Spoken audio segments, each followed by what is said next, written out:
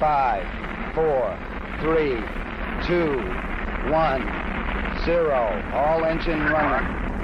Liftoff. We have a liftoff. Hey, space enthusiasts, we are back talking about Earth observation, specifically about how to make accessing and using EO data user-friendly. My guest this week is Luke Fischer. He's the co-founder and CEO of SkyFi, an Austin-based startup that is essentially an EO marketplace and app store. He'll tell us all about that and also his view on the state of EO in general. Enjoy. My name is Raphael Rodkin, and I'm an investor and advisor to space companies. Just as a reminder, this podcast is for informational purposes only, and nothing should be taken as investment advice. This podcast is sponsored by Nano Avionics, a satellite manufacturer and mission integrator. Their technologies enable many space companies worldwide to offer services that improve life right here on Earth, such as providing global connectivity, conducting Earth observation, or contributing to scientific discoveries. Check them out, and also check out my episode with the CEO and co-founder. Sadly, I am not a rocket scientist, but I'm an alumnus of the International Space University. ISU offers a number of educational programs about space worldwide. Check them out at isunet.edu. And just some final things before we start the episode about ourselves. If you enjoy the podcast, please leave us a 5-star rating on your favorite podcast platforms such as Apple or Spotify. If you want us help expand our work, you can do so and support us at www.patreon.com/Space Business Podcast, and we'll also put that link in the episode notes. And lastly, you can follow us on Twitter at podcast_space.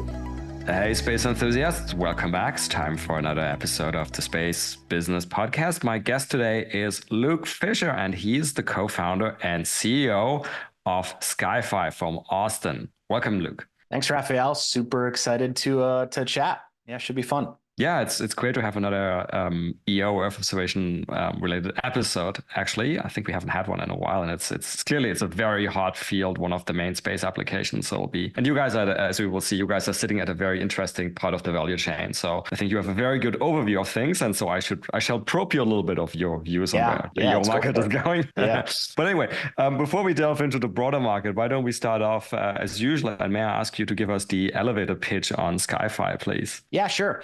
SkyFi is an Earth observation marketplace company. So we partner with satellite companies, aerial imaging companies, stratospheric balloon companies, and analytic companies to offer solutions to enterprise users, government users, people of the world to access this technology. And it's really about powering solutions, powering answers across the globe. And we're just about 2 years old, so I think relatively young in the Earth observation and geospatial world. Okay, terrific. And so a marketplace, that obviously exists in many other industries. And I think knowing your story a little bit, one of the reasons behind that is to take out the friction for the end user, right, of using EO data. And so why don't you talk us a little bit through because many people may not know, if somebody wants to use EO data for something, in their industry. Yeah. What is the process right now?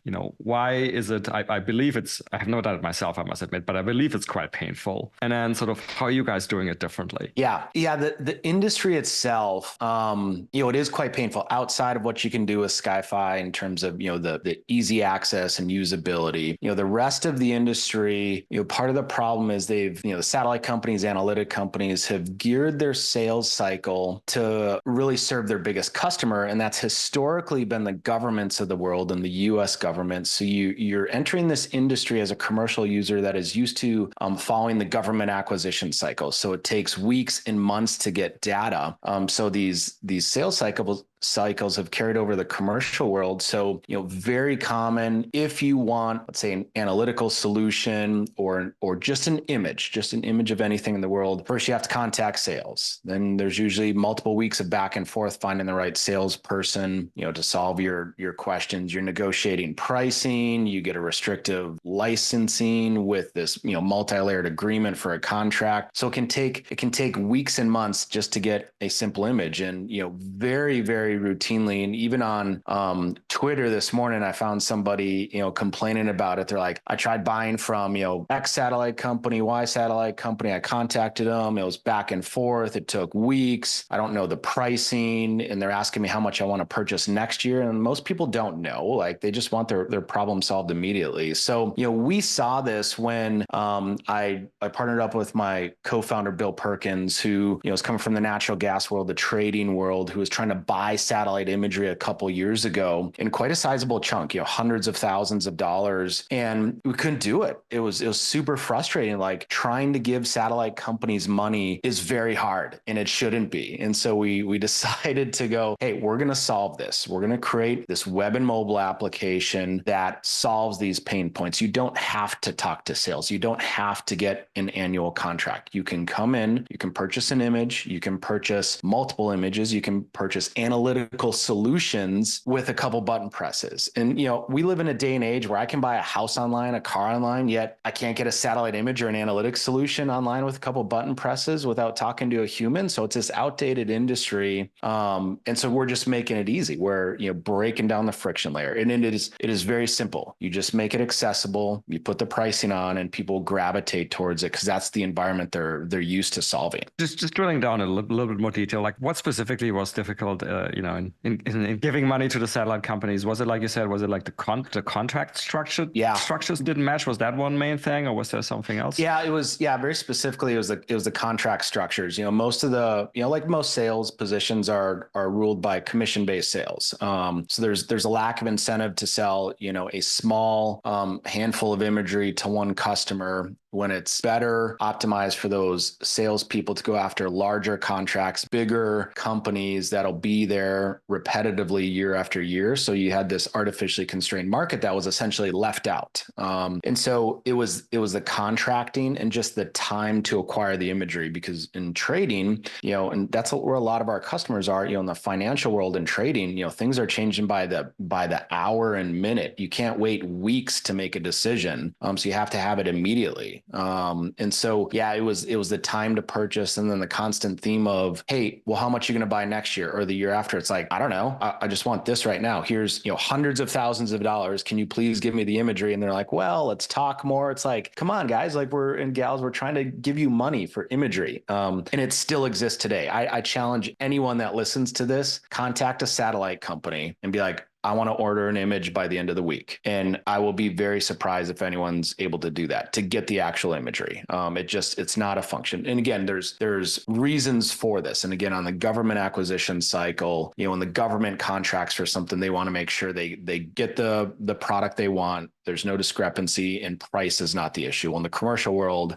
people want the product, but price is a big concern and time is a bigger concern as well. Okay. And so why is it then that, let's say you, SkyFi, are not just basically facing the same issue that like instead of like the end customer, you guys are calling and facing all of this like pain in the behind of like, oh no, you can't buy a single issue. Is it because you guys are like able to aggregate and hence the satellite companies are comfortable there is sufficient volume? Yes. Yeah, that's it. So we aggregate everyone, so when a user wants an image, we send out via API. Again, everything we do is automated. And so we send out an API call to the best satellite that's able to capture that user's needs. Because we're finding most people don't care about, the company that the imagery comes from. They just want their data. So the value proposition we give to the satellite companies that are partners with us is, hey, we can grow your organic market faster than you can by having a web and mobile application, by breaking down the barriers while they still focus on, the government or the multi-million dollar contracts a year that need imagery. So we're able to provide them value. And that's why they partner with us, because we can grow that demand. And we have reach all across the globe. And there's, a little bit of NRE, non-recoverable engineering, that takes, requirements to get into our API. So it's all API connections through us. And so, that's the real secret. But again, we we negotiate with the satellite companies on behalf of our customers. That's why it's taken a while, because we do most of our work as partner negotiations. We have to make sure the APIs are ready. We have to make sure the pricing is set and transparent. And then, how do we, not cannibalize each other's businesses is what it comes down to. And just to understand the precise product, because so for people who are not that familiar with EO, there's obviously one thing where is what we call tasking, right? Let's say, you're a trader and like, hey, guys at SkyFi, I want to be able to see, I don't know, this oil storage terminal every day for the next 7 days going forward, right? And so that would be what we call tasking, right? The other option would be sort of like doing some sort of historical analysis, right? And having like back catalog of images. Is it one or the other, or is it both? Yeah, good question. Really, there's three pillars for the SkyFi product. Again, under this web and mobile application, that is the power behind it. So we have the ability to get open data, so free data from government satellites, from other providers, free data sets that they put out there, and we put that out to our customers. So there's this open data set, which is historical satellite imagery. And then we have our paid data, which goes into what you talked about. That's the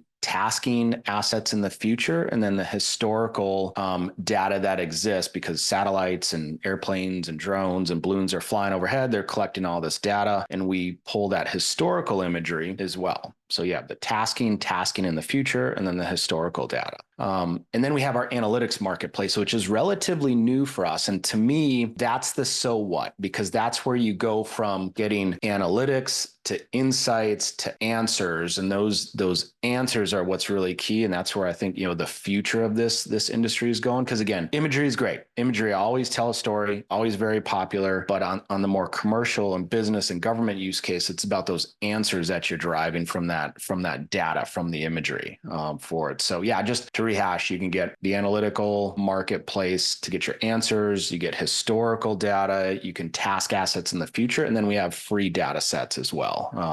Because a lot of people use the free stuff for analytics. So I want to drill down the data versus insights. I think that's really important, right? Because it's one thing to have, to get the data and sort of taking the friction out of getting the data. That's already very, very valuable, I personally think, right? But especially if I look at commercial use cases, I imagine, and to some extent I know from, anecdotal personal conversations with people in the industry, that, somebody has a specific use case, let's say, for example, an energy trader. And they don't really know what kind of data is out there necessarily, right? And what kind of sensors, like they probably never heard of what's a hyperspectral sensor, or some of the other stuff, right? They just want okay, ideally in an ideal world, you'd have almost like talking about APIs and stuff, you'd almost have like a natural language interface saying hey, I want to, know the storage levels in this oil terminal again for the next few days, and everything else gets abstracted away, right? Like something in the background decides, okay, I should use these sensors, and hence I can use these providers, and then you just get an output, right? How far along? A, do you agree? And B, how far along are we to that sort of very nice vision? Right. Yeah, I definitely agree. That's where the future is. Again, I think there will always be a spot for imagery. People just the pictures, what I call the pretty pictures of the electro-optical imagery. But, it's the natural evolution of technology is what we're seeing, where first it was can we build rockets? Yes, we can build rockets. Can we launch them into space? Yes, we can. Now, can we put things on them and, put satellites into orbit? Okay, then how do we use that data? So now it's this evolution of, we know how to get satellites to space. We know how to get rockets. We know how to build applications. And then it gets to the answers where it's this evolution of getting, quicker. Because again, everything is accelerating on this time scale, which is really neat to think about how fast we're going to go in 1 year, 2 years, 3 years, 5 years, 10 years from now, what this technology will be. But getting towards those answers, but asking a question of data, and then not even knowing it's geospatially powered, not knowing there's satellites taking imagery, and then API calls being made to analytics solutions to get the answers to those data. I think in the very near future, and we're already experimenting with it, it'll be show me how many ships are in the Singapore harbor at peak operational time. And you get an answer. It should be, 87 ships, 3,000 ships, whatever the answer may be. That's where I think we're going with it. And again, I think it's coming faster than we think. But then if we look back, even 2 years ago, 3 years ago, there was no readily available way to task a satellite without talking to a human. Now here we are. And now those times still of getting the data can be, still hours and hours, if not days and weeks, depending on the type of data you're getting. But that's going to decrease, where instead of hours, it's going to be minutes, and then it's going to be seconds where it's that real time. It's just the natural evolution of how we're developing. And do you find, because the other thing I sort of anecdotally perceive is that many commercial users, so like non-space sectors of the economy, right? And I'm one of these people who tends to believe that actually probably every sector I can imagine could use EO data in some value added way, right? But again, also from anecdotal experience, I know that almost no one has actually any idea that this is case. So my question was, how much of your sort of business, how does your business development work? Is it, do you find it's mostly you actually getting inbound requests, so people are actually more educated than I may believe, or is it still mostly outbound, like having to educate the customer? Really good question. I would say there's non-government customers, obviously. I'm talking about. Yeah, right? Government is a different animal. Different bucket for the government, for sure. I think there's two broad categories that we go after. You have these existing purchasers of satellite imagery, geospatial data, technology, analytics, what have you, that know exactly what they want. They can be small businesses, they can be large enterprises, they have, geospatial experts. They just want a better process and price. We get a lot of those, a lot of going, finally, there's somebody that makes it super easy. I know my pricing. So for them, it's a lot of inbound, but still closing that awareness gap. And again, the process and price is very clearly been a pain point, for years and years and years, if not decades. So that one we're solving, that's pretty easy. But then a lot of what we're doing is outbound, because there's this awareness gap for those companies that should be using geospatial technology, data, analytics, but either just have no idea about it or don't know how. And so there is a lot of outbound on the BD side. We do a lot of, and it's very intentionally, and I think we have done a fantastic job, is our organic media outreach. So, we're really big on Twitter or X, whatever you want to call it these days, LinkedIn, Instagram, Discord, pushing newsletters out and blogs, because there's this awareness gap. And one of the best cases in point I've come across, it was actually when we're in Singapore. I was talking to an individual who's in a leadership position at a major developer company. They buy up land all over Asia, Southeast Asia. He was telling me about a problem they had a couple years ago, and this is a new potential customer who was introduced to us because he didn't know the power of geospatial technology. And he said, "Hey, we bought a bunch of land in India, millions and millions of dollars worth of land. They bought it in the dry season. The wet season came. They found there was these protected waterways that ran through, and they could not develop." And he's like, "If only there was a way for geospatial technology to do this." And my answer was like, that exists today. It's existed for a while, and it could have saved this company millions of dollars for literally like hundreds of dollars worth of analytical solutions. And so it's this awareness gap where, to your point, every industry should use it. I think McKinsey wrote a report a couple months ago saying if if your business isn't using geospatial technology or embracing it, you're going to be left behind. I think it's absolutely true. You can have a use case for every industry out there. And another example, one I always like to bring up, is we had a large pool manufacturer use us because they wanted to look at, in the US, who has pools, who doesn't, where should they target market for who doesn't have pools, who has competitors' pools. So just, pretty sure decades ago when we were putting up satellites, no one thought a pool manufacturer would be using geospatial technology to better sail. And so if somebody like that comes to you today, sort of like, how exactly does the business model work? Like, so for example, the pool manufacturer, it seems like, at least initially, it's going to be sort of like a one-off thing, right? To see, okay, taking stock of the current like a pool landscape, so to say, in the US, right? So it's like so they pay for a certain set of images, and then you also like add on one of your analytics products, or how does it exactly work in an example like that? Yeah, we find there's two different ways. So, people can go right to the app. They know their location. They can drag and drop a box, hit submit, get their imagery very quickly. And at the same time, do the analysis if they're looking at building count or, airplane detection or oil level, like just go to the analytical marketplace and do it without talking to a human. So we do have a lot of customers that we find out just by chance that they're using us. They'll contact us and be like, "Hey, I've been using your product for a while. It's great. Like, here's what I'm using it for." We're like, "Great. That's amazing." And so again, it's the self-serve. And again, part of our value proposition is we don't ask you your use cases. You don't have to tell us what you're doing. We do sanctions checks and KYC and diligence to make sure I'm happy. I was just going to ask, like, after you said at first, like, okay, we don't ask about your use case. It was like, okay, hypothetically, I know it's a stupid example, but like hypothetically, you get like an inbound from some Yemeni email address with something like Houthi in the name. It's like, oh, I want to see like the ships in the Red Sea. It's like, No, we definitely protect against that. And that's what I think, it's the non-sexy stuff that we set up. Is I put a lot of work into the KYC and diligence, because we do that. And there's two reasons we do that. One is because we have to, we're a US entity and there's rules and regulations, can't sell to certain things, but I want to take that burden off of the satellite providers and analytic providers, go, hey, we do that. So there's not this other, middle step in the chain where we do it all seamlessly. There's a lot of,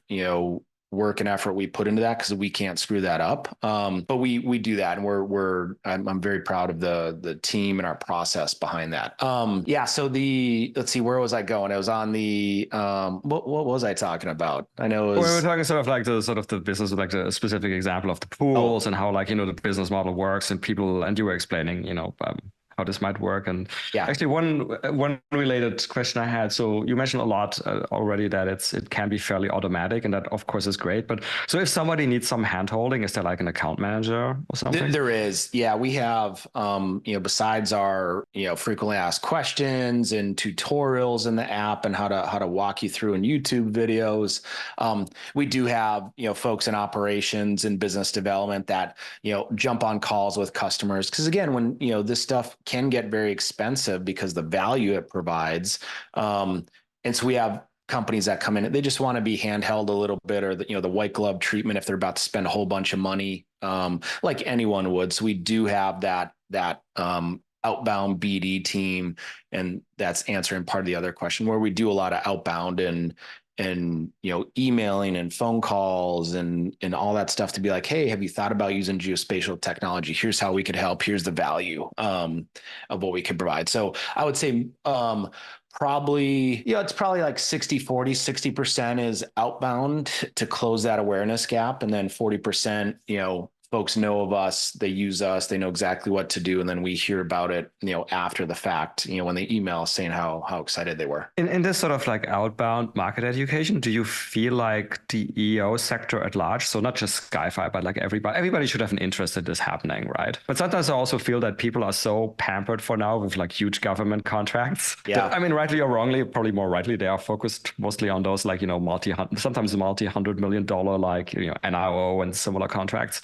Do you feel like the EO sector should be doing more in terms of commercial customer education? I do. I think the only way this industry will grow, where it is just, magnitudes larger than what it exists today, if you embrace the commercial users. I think if you look at the history of defense technology, we'll see that the commercial side is always bigger. If you look at microchips, how Silicon Valley started. Silicon Valley didn't start with the Ubers and Googles and Amazon. It started, making microchips for the defense industry and, all kinds of amazing technology. But if you look at microchips and computers and cell phones and things like Siri, it was all spun out of a government need, and then the commercial world just made it bigger. Because what is really exciting is, the government has pretty set use cases for how they use this technology. Well, the commercial world, again, once you put it in the hands of the innovators, that's when the real interesting stuff's going to happen. We're going to have, college kids able to launch, satellites, as part of a class in the near future, because the launch cost is getting so low. And that's just going to mean better innovation, faster innovation in the commercial world. And these use cases like the pool example, but stuff we're not even able to think about right now will start coming out. But again, the satellite companies, for the most part, like these big government contracts have kept most of them alive for years. So we need to embrace the commercial world, because that'll be sustainable forever. And is there any sort of, I assume for most of the data generators, so the upstream EO companies, the government is still by far the most important part.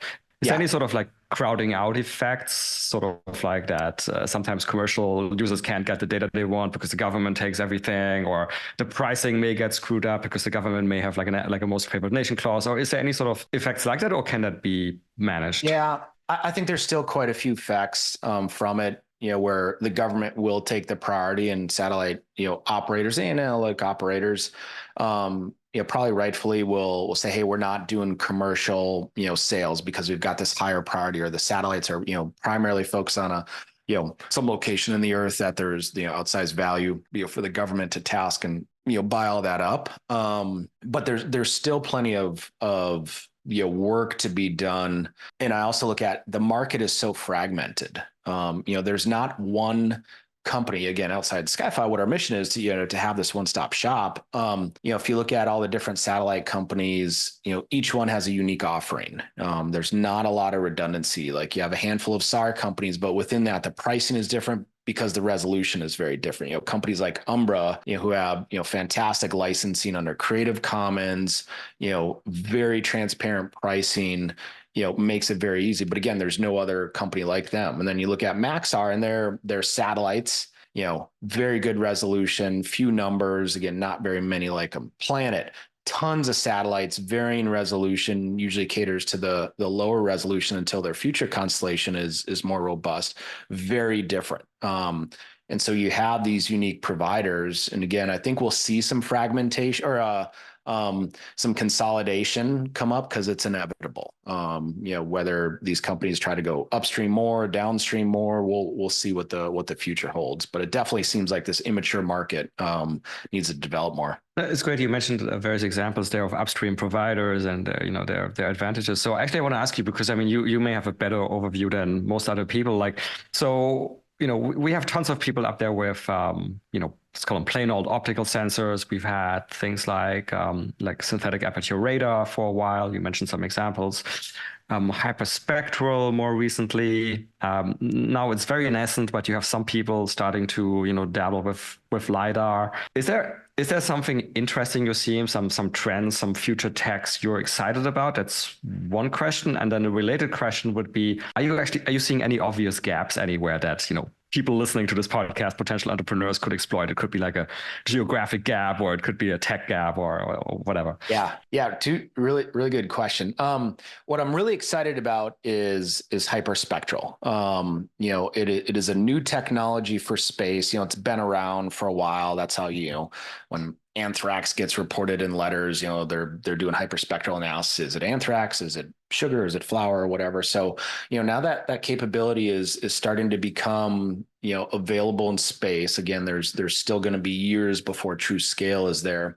Hyperspectral is something we're embracing. We've got some proprietary analytics to really use that data where it's, think of it as like a barcode in space, to be able to detect, meth, and fentanyl and, drugs across the world and, anything you can essentially do, Russian camouflage, Chinese PLA helmets, if it has a signature, you can detect it. And hyperspectral is really, really interesting. Hyperspectral it's all about the database to compare it against. And I think, what we're going to see is that's when the computers need to take over. It's not a picture somebody gets where they're like, oh, I can see what's going on here. It's all just gobbledygook. Like as a human, you can't understand it. So really excited about hyperspectral. I think there's a lot of growth there. I think the electro-optical stuff is interesting for now, but I think next year is going to be really interesting when you have companies like Albedo, which are really good partners of ours and based in Austin here, having 10 centimeter resolution for electro-optical imagery. Now you're starting to compete with drones at some levels, and that scalability of 10 centimeter is going to be fantastic. I was going to ask you about that, right? Yeah. I think they're able to do that because they're going to fly in what we call a very low Earth orbit. Right. Yep. So they're just physically closer. But I also sort of seem to dimly remember, wasn't there at some point in time some sort of regulatory restriction on sort of what's the best spatial resolution you can get? Yeah, and there was, and then that license or that restriction got lifted, with the advent of new technology. So that, it's no longer a factor, but you're right, it used to be. I can't remember whether it was, 20 or 25 centimeters used to be the lowest. Now it's, Albedo's going to have 10 centimeters and they've got their license. So, and then, they've, with Umbra too, and their, fantastic resolution, they've also got it because they're live in space right now. So that applies to, a lot of other satellites too. So it'll be very interesting once you start competing with drones. Now you're not going to have that look down angle that certain drones do where you can, see through windows and buildings for inspections and stuff, but it'd be very complementary, to what drones currently do, I think. And then the gaps. I think for scalability, what we're talking, I do see, because of this fragmented market, there's not a provider that has hyperspectral, SAR, EO, all under their control with analytical solutions. Again, it'd be very expensive to do that. But what we're seeing is the value of tip and queuing, like using electro-optical imagery paired with SAR, paired with hyperspectral, couldn't tell a fantastic story. But oftentimes you're trying to wrangle together 3 different operators with 3 different licenses with, varying resolutions, varying agreements, various locations across the world to get this data. So if you could combine a lot of that, again, like kind of what we are trying to do at SkyFi for that, I think it'd be valuable. But boy, I think there's, LiDAR I'm interested in. I think it's going to take a while to get there before there's a really robust constellation to see what we're actually doing with LiDAR. But hyperspectral, I think, is still a gap. There's, I don't know if there's any American company launch that's doing. I know we've got Wyvern up in Canada and Pixel, Indian company that are doing fantastic things, and a handful of others. But yeah, I'm really excited about hyperspectral. I think it's still a gap. Even though there's a gap. Agreed. It's only just starting, and I think people. I mean, talking about education, right? Wow, the use case education there is going to take a while, right? Because there's just so much data that's then being generated, right? It's like the famous data cubes, right?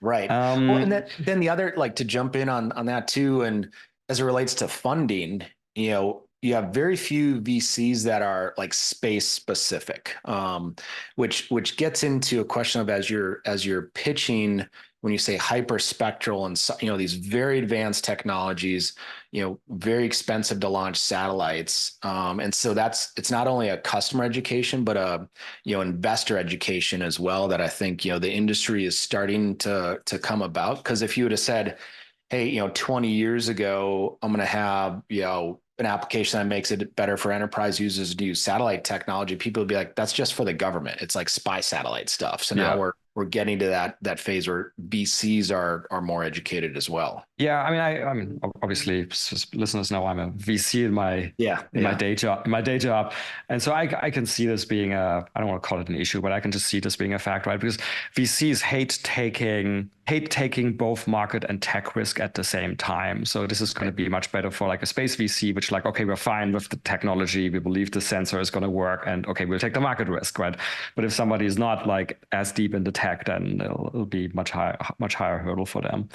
Right. So, but I just pick up on a couple of things you said. One was sort of, the various types of sensor data coming together, right? Because right now it's still very much, one company is doing mostly focus on one sensor type, although we now see companies like Planet, branching out, right? But I guess one thing that could happen is ultimately all of these companies are going to think about growth avenues, right? And if there are, one sensor, so to say, is exhausted, like if you have a constellation that's covering everything, has enough revisit time, then they're like, okay, now we do like maybe the next adjacent sensor, maybe we'll do it in-house, or maybe we just acquire another company, especially if we have the resources. Do you see consolidation coming? And then if that's coming, do you think, how's that going to impact things, right? I mean, do you see any risk? I mean, especially your business model is sort of reliant on everybody playing along, right? And everybody being, for the lack of a better word, open to some extent, right? Like if somebody starts being like not playing along and trying to build like let's call it like a walled garden, right? It's like, if you want our data, you have to come to us. That's it. Like, no, it's not available on SkyFi or anywhere else. Like, do you see any of this? Do you see any risk of that? Yeah, as it relates to the market first, I do see, consolidation, is inevitable. Because if you look at, just what when Advent acquired Maxar, that's probably okay. A PE firm coming in and changing things up a little bit. I won't be surprised if they, there's next phases of that for varying other, firms that can do that to acquire and consolidate as they see the value. And then, fortunately, unfortunately, you look at the space SPAC market, not that dissimilar to most SPACs that happened over the last couple of years. And you can see some stocks are down 80 to 90%, consistently. And that's a real factor where now they're, potentially prime acquisition targets because, the market cap, the price, you can see their sales. So I think there's, as we, see the market mature in the next, or continue to mature in the next 1 to 2 years, I wouldn't be surprised just based on those. Again, the space SPACs, a lot of ways to look at them. Yes, those companies raised money and they're able to fund future growth. But now if you look at their performance, unfortunately, that's what shareholders care about. They're less than optimal, besides like one or two that I think are maybe above their opening price, just barely. And so, yeah, consolidation, I think, will happen. With our business, I talk a lot about consolidation because, it's the first, question usually people ask doing diligence. Well, what happens if, X company or Y satellite company, does what you do? I'm like, if an individual company does it, that's fine. Because they just still have their satellites and, it's a usability thing and a product focused thing and the user experience, which we have, really good heads up on. But I'll say all software is copyable. Anyone can go in and, hire a bunch of ex-Uber engineers like we did here and have a product focused team. But what I will say is, with the vantage point I sit at is, I think I'd probably talk to every satellite company in the world, and I know where the weaknesses are. I know where the gaps, I know where their roadmaps are. So if I get a sense of, the market intelligence telling me like, hey, I need to pivot, I guarantee SkyFi will pivot faster than anyone in the business, and we'll do what it takes to build a great company. And so we'll see. I welcome competition because I think it breeds excellence. And it's really exciting to see. And whatever we can do to push this industry forward is great. Like, I welcome it. Hope so. I mean, if SkyFi, needs to pivot to, upstream, downstream, then, if that's what the market tells us to do, that's what we'll do. Yeah, I think, I think, there has to be critical mass of obviously data access you can provide, but, also I don't want to make it sound like I'm too pessimistic, because I mean, I could compare it with, and this may sound crazy, totally different industry, mortgage broking, where people can go directly to the banks, or they can go to a mortgage broker. And like, what is one big reason people go to mortgage brokers? Because the service is much better. Right. And so I think as long as you guys can provide, like, this is where we started, right? You guys are saying this is a pain in the behind process with the sales departments. If you guys can provide much better service, that should go a very, very long way. Yeah. And it's also just on the product experience as well. People are used to, everyone's on their phones, every day, everyone's on a computer, and you're used to like a certain way and feel and accessing technology. And up until recently, the geospatial world was in this complete left field, more science focused and technical focused. And I like it. I mean, I was at Uber for years. My CTO was, a bunch of our engineers were, where we understood, building for scale and building for product. And I liken it, to what we did to some levels of what Uber started doing. Before Uber came along, you could get a taxi ride. It was just painful. You had to call somebody, hey, I'm the guy in the purple short in the corner. Well, Uber came along, made it easier. That's what we're doing. Like, before we came along, you could get satellite imagery and analytics. It's just painful. Now we're just making it easier. So people value the efficiency, I think, a lot, for what we've seen. I want to make sure we talk a little bit also about the final part of taking the friction out and making things more user friendly, which is sort of the apps, the app marketplace. Like, how recent is that initiative? Like, at what point are you, and sort of, are you kind of going what I call like an Apple approach, where you do like the first more obvious apps yourselves and then let third parties in? Or how are you thinking about sequencing and developing all of this? And where are you right now with it? Yeah, good question. Yeah, so the web and mobile application, we launched the mobile on iOS and Android at the same time as our web application, January of 23. So just about a year ago, very intentionally. So they've been around, and, we have taken an approach where we're not building, we want to, just like you said, this Apple App Store concept. That's the vision for the analytical marketplace, where, in the medium term, we want developers to be able to put their apps on the application, to get it out to the world. And this could be, an individual living in his mom's basement who's got a great algorithm, wants to get it out, as long as he passes, the QC and usability checks that we'll enable, which we've already got work doing. I do want, massive amounts of solutions. And then, we think about, how do you rank them? The customers will tell us. As the customers come in and you have this diversity of choice, the customers will tell us what they want. And that's another thing that gets overlooked on, I think, a lot of what other companies don't do and can't do is, we capture this value of customer insights, and then that allows us to build products on top of products with our partners. So again, I don't and we haven't started building, just like we don't build satellites, we don't build analytics. We may look at one or two in the future if it's just data that we have that no one else can build. But I've seen failure in the industry or impending failure in the industry with companies that tried to hire all the people to build all the analytics, to solve all the use cases. You can just never hire enough people, and the capital expenditure is too much. We won't mention names. Yes. Yeah. I think there's more than one. Yes. For it, which is just, this is it's part of the market. It adapts. Yeah. Do you see, I mean, without giving away anything, have you seen, because now you have a sort of critical initial mass of commercial customers using your system, right? Have you seen any sort of really like interesting stuff that you're comfortable disclosing, like any sort of, I don't know, behavior or use cases? I mean, you mentioned the pools already, which is a good example. Yeah, I think the financial industry is really interesting.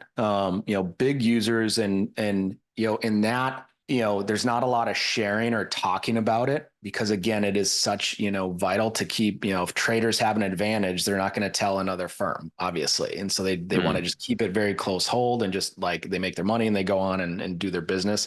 I think we're seeing a lot of that, which, again, it doesn't get the commercial recognition because they don't want it to, which is good. So I see that financial world being like this sleeper that just like continually uses and uses and uses, whereas opposed to things like agriculture, it's a little bit more interesting where it's you can quickly get into how to get better crop yields and moisture content. So, and that's just good for everyone to get that information out, specifically from a government side, if they can, inform, masses that are in the agriculture, like how to get better crop yields. That's great for everyone, and the traders. But yeah, I mean, there's tons of interesting use cases outside the government, as we talk commercially, that are just, it's exciting. Yeah. I mean, it's you're rightfully mentioning the financial markets use case. And I think I may have mentioned in Singapore, I used to be a hedge fund guy myself. So maybe for the listeners' benefit, let me also underline that. I mean,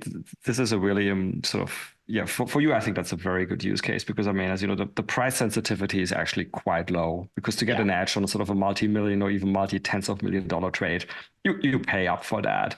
And then the other thing, which is painful for people like I used to be hedge fund guys, but great for you, is that eventually, usually it does get out that this data exists. And then everyone has to buy it forever, because it becomes table stakes. Because if you don't buy it and then you miss a trade or you lose money, you look like an idiot. So it's actually a really nice position for you.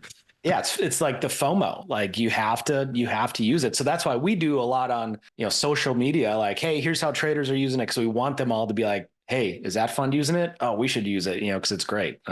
It's fun. Yeah, and I guess that was your origin story, right? As you mentioned, this is Bill Perkins, trader. Kind of you guys trying to use it, purchase, because he was always ahead of the game, and then once people found out, they started purchasing. So it's that exact point. So actually, that is the origin story, I guess. But then so the other part of the origin story is SkyFi. What about the name? What does it mean? Anything, or where does it come from? No, we did a lot of brainstorming with creative folks, and the name, we did a bunch of variations, and SkyFi just landed because it's it's short. It's simple, and we just liked it. Web domain was available. We had to buy the web domain because somebody else had it. And funny story, which we launched our product in January of 23. The same day, there was a wireless company that launched their product called SkyFi, and it was all over their social. Because we were Google, are like, wait, there's another SkyFi, not competitive by any means, but it's just like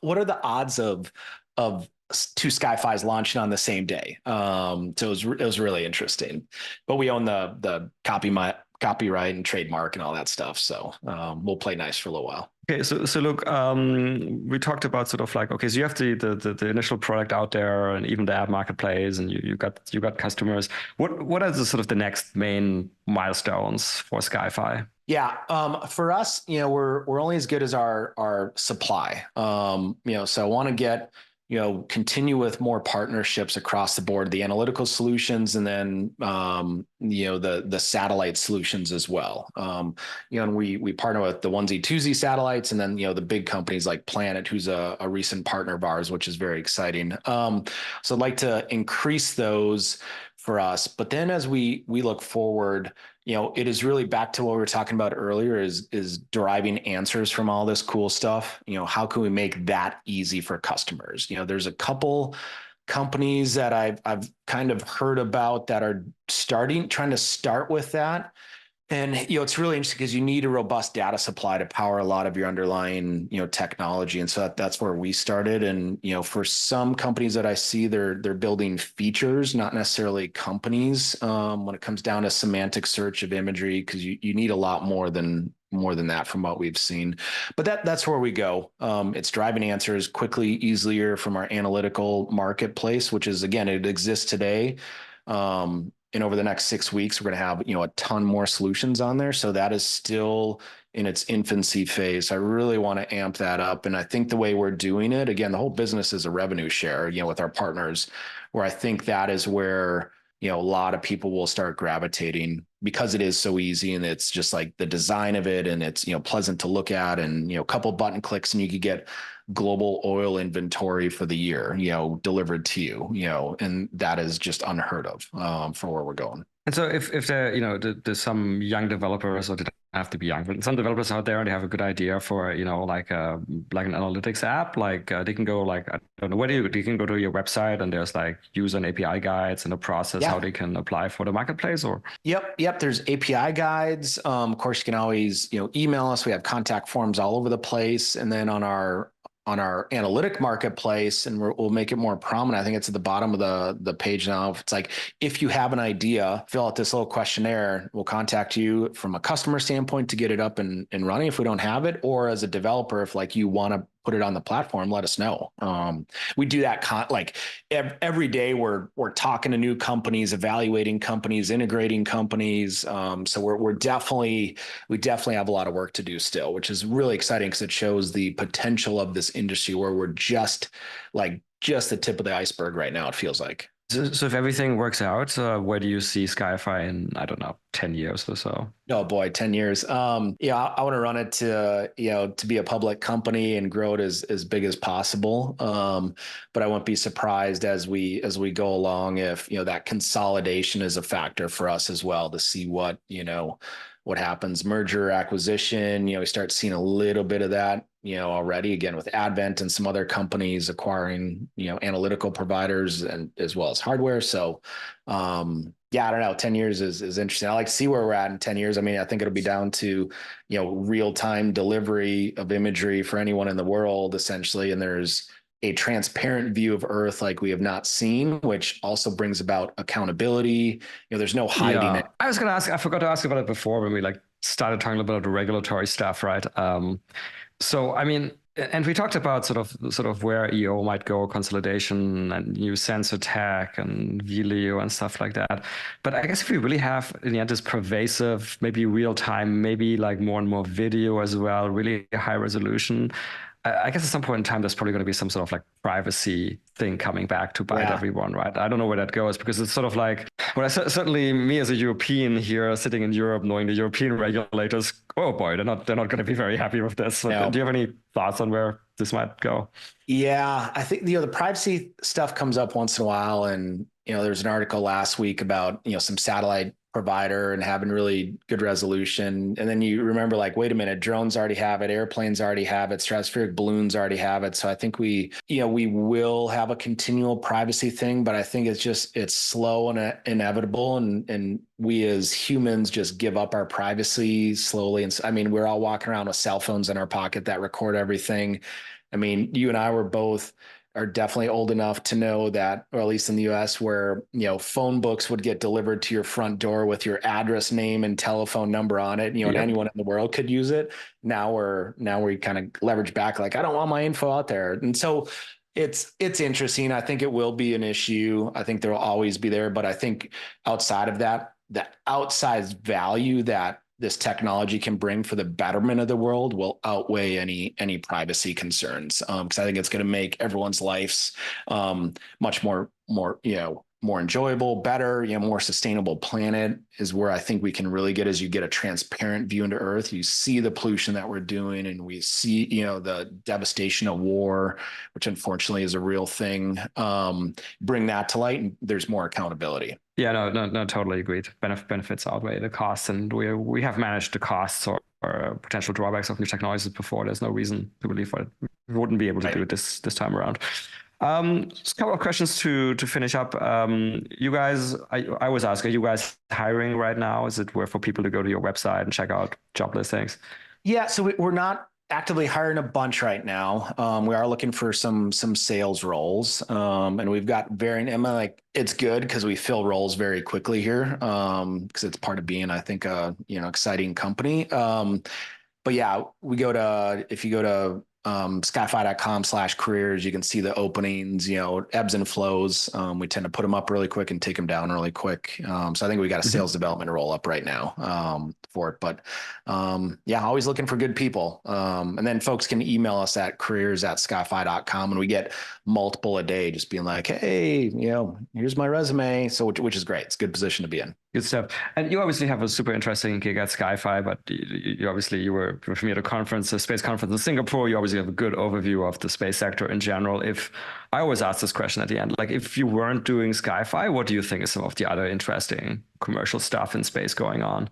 Yeah. I think, so I've toured a lot of manufacturing facilities all over the world for satellites. I think there is, it's not quite in the Stone Age from what I've seen, but pretty close, where it's still very, very manual, non-automated production lines, and I'm in Austin, and, SpaceX is down the road, and Starlink, they're pumping out, it's automated lines where everyone else seems to be these like exquisite one-off satellites, which are expensive. I think we just need to get an automation line going. And I know there's a couple companies doing, bus manufacturing. Apex Space is a good one. K2 Space for gearing towards, Starship.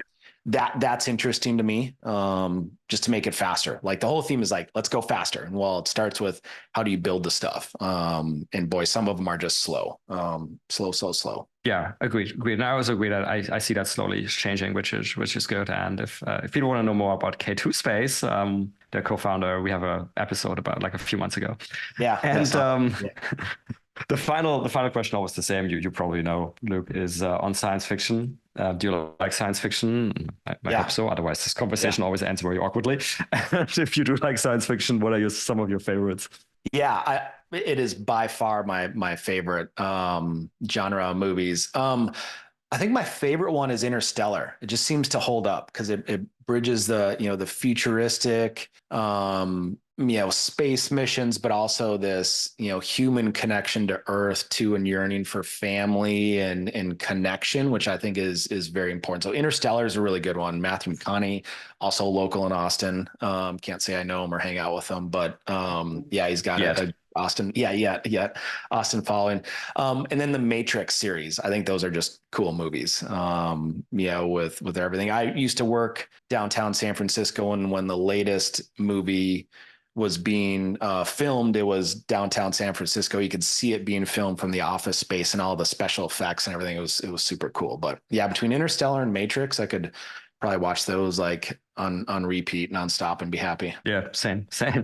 Yeah. Luke, thanks so much. This was a great sort of survey of what SkyFi is doing, and to some extent the EO sector in general. So thank you very much for that, and best of luck to SkyFi. Yeah, it's great chatting. Thank you. Well, that's it for another nominal episode of the Space Business Podcast. If you like this podcast, please consider giving it a 5-star rating on your favorite podcast platform, such as iTunes. You can follow us on Twitter at podcast_space. Also consider supporting us at www.patreon.com/spacebusinesspodcast. If the podcast got you interested in learning more about the business opportunities in the space economy, check out my new online course on space entrepreneurship on udemy.com. The link is in the episode description. Lastly, if you have any feedback, including ideas for guests, and that may include yourself if you have an exciting space story to tell, or interested in being a sponsor, drop us an email at spacebusinesspodcast@gmail.com. I look forward to seeing you for the next episode.